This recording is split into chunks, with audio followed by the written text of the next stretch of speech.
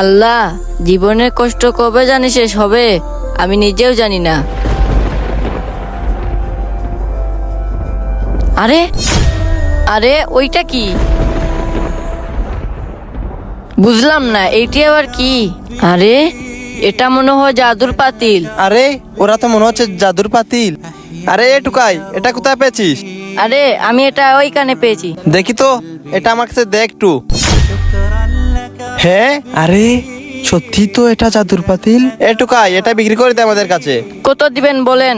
50 টাকা দিয়ে দেই। না, 50 টাকা দিলে হবে না, 100 টাকা দেওয়া লাগবে। না, আমি 50 টাকাই দিব। ভাই ওটা 100 টাকা দিয়ে নিয়ে না, ওটার দাম 1 লাখ টাকা হবে। আরে এরা হলো গরিব মানুষ, এরা 50 টাকাকে অনেক বেশি টাকা মনে করে। না, আমি 50 টাকা বিক্রি করব না। ওর কাছ থেকে এটা নিতে হবে।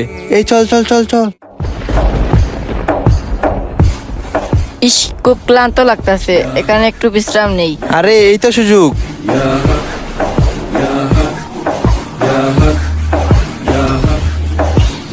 আরে এটা নিয়ে আয়, যা যা।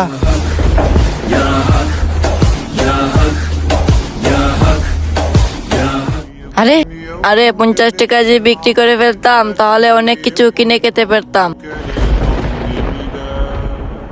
দেখি দেখি এটা কাজ করে কিনা।